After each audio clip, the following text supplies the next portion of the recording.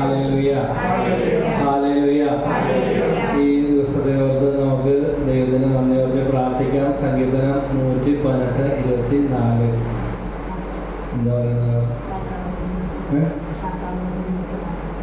Very good.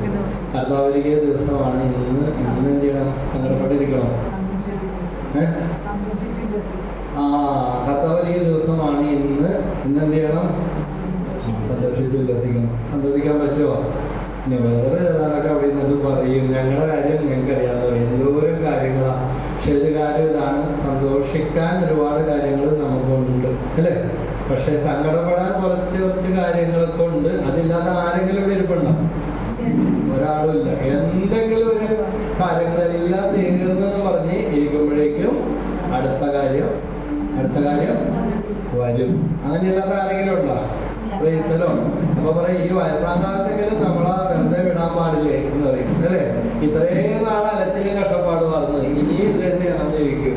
പക്ഷെ അത് നമ്മൾ തന്നെത്താനെ ഇതൊക്കെ നേരിടുമ്പോഴാണ് നമുക്ക് എന്ത് തോന്നും?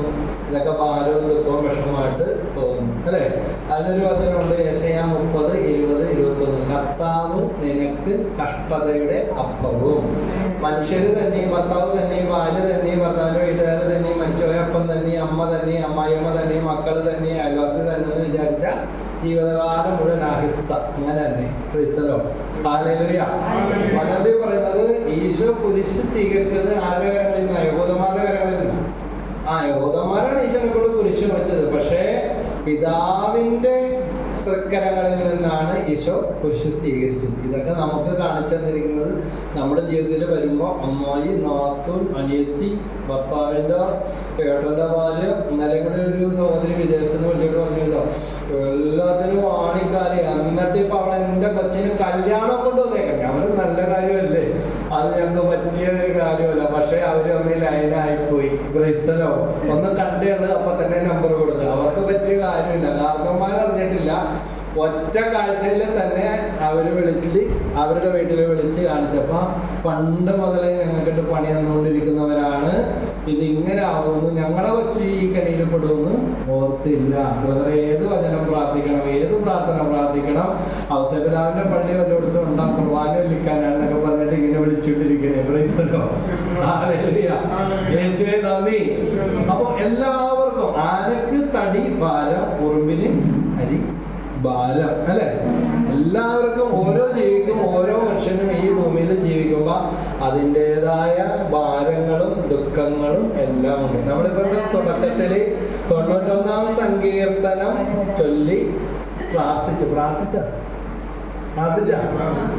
കരിസ്മാറ്റിക് നവീകരണത്തിലേക്ക് വന്നപ്പോഴേ നമ്മൾ പ്രാർത്ഥിക്കാൻ തുടങ്ങിയത്. അപ്പൊ അതിലേക്ക് കടക്കുന്നതിന് മുമ്പ് ടിങ്കിളിന് വേണ്ടി പ്രാർത്ഥിക്കുന്നു. ടിങ്കിളിന്റെ അമ്മ പ്രാർത്ഥിക്കാൻ ആവശ്യപ്പെട്ടു.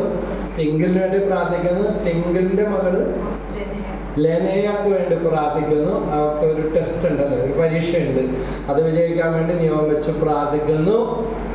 അപ്പോൾ അതുപോലെ ജസ്റ്റേറ്റ് പ്രാർത്ഥന ആവശ്യപ്പെട്ടത് ഇന്ന് പെണ്ണ് കാണാൻ വൈകുന്നേരം പോവുകയാണ്. അച്ഛന് വേണ്ടി പ്രാർത്ഥിക്കുന്നു. ഇത് ചെറിയ കാര്യമൊന്നും അല്ല കേട്ടോ. പെണ്ണ് കാണാൻ പോവുകയും കല്യാണം ഉറക്കൊക്കെ എന്ന് പറഞ്ഞാൽ ഇപ്പൊ പണ്ടത്തെ പോലെയല്ല. 10 സെന്റ് സ്ഥലമാണെങ്കിൽ ഒരു അപ്പൻ ബാങ്ക് മാനേജർ, അമ്മയും ഒരു കേന്ദ്ര ഗവൺമെന്റ് ഉദ്യോഗസ്ഥൻ, അവര് പറഞ്ഞതാ കാശ് കൊടുത്ത് മേടിക്കാൻ പറ്റിയെന്നുണ്ടെങ്കിൽ ഞങ്ങളെ മൊത്തം വിറ്റിട്ട് ഞങ്ങൾ ആ കാര്യം ഈവൻ ഞങ്ങളോട് തട്ടിക്കേറിയിട്ട് എന്ത് ചെയ്യാനാ? ഇതേ അങ്ങാട് വന്നിട്ടുണ്ട്, ബ്രദർ എന്നെ ഒന്ന് സംസാരിക്കുന്നു പറഞ്ഞിട്ട്. ഏത് കല്യാണം നടക്കാത്തതിന് അപ്പനെയും അമ്മനെയും കടിച്ച് കീറിയിട്ട് ഇതേ ഇപ്പൊ അങ്ങാടാണെന്ന് വന്നിട്ടുണ്ടെന്ന് പറഞ്ഞു. അവര് പറഞ്ഞു ഞങ്ങൾ എന്ത് ചെയ്യാനാ? ക്രൈസ്തലോ. അവനാണെങ്കിൽ നല്ല സുന്ദരൻ, നല്ല പ്രൊഫഷണൽ, നല്ല പഠിപ്പ്, നല്ല മിടുക്കൻ ആളാ. അവന്റെ വിചാരം, അവനോട് സംസാരിച്ചവൻ പറഞ്ഞതാ, ഞാൻ വിചാരിച്ചു ഒരു പെണ്ണ് കാണുമ്പോ തന്നെ ഓക്കെ ഐ ലവ് യു എന്നും പറഞ്ഞ് ഇപ്പൊ തന്നെ കല്യാണം നടക്കുമെന്ന് ഓർത്തത്. പക്ഷെ കണ്ട പെണ്ണുങ്ങൾക്കൊന്നും ഈ മുട്ടാളൻ ചേട്ടന വേണ്ട. ഹല്ലേലൂയ. നമ്മൾ വിചാരിക്കുന്നത് പോലെയല്ല. മാൻ പ്രൊപ്പോസസ്, ഗോഡ് ഡിസ്പോസസ്. ദൈവം ഓരോരുത്തർക്കും ഉൽപ്പത്തി 2:18 ഞാൻ പറഞ്ഞിട്ട് ചെറുക്ക, മനുഷ്യൻ ഏകനായിരിക്കുന്നത് നല്ലതല്ല, അവന് ചേർന്ന ഇണയെ ആര് തരും? ഞാൻ നൽകും. Praise the Lord. ഹല്ലേലൂയ. ചേർന്നതിന് ആര് തരും? അതിനെ ചേർന്നതിന് തന്നെ തന്നിരിക്കുന്നത്. സംശയിക്കേണ്ട. ഈ മക്കളുടെ കാര്യത്തിലും മാതാപിതാക്കൾ പ്രാർത്ഥിച്ച് കഴിയുമ്പോൾ അതിന് ചേർന്നതിന് ദൈവം വെളിപ്പെടുത്തി തരും. എനിക്ക് അരൂരിന് അപ്പുറത്തോട്ടും വേണ്ട, ആലുവക്ക് ഇപ്പുറത്തോട്ടും വേണ്ട. വീട്ടുകാർ പറഞ്ഞ് പോരെ, ഓക്കെ ശരി, പ്രൈസലോ, ഹാലലുയ. എൻ്റെ കല്യാണം, നമ്മളിതിനെ വല്ലവരുടെ കല്യാണം.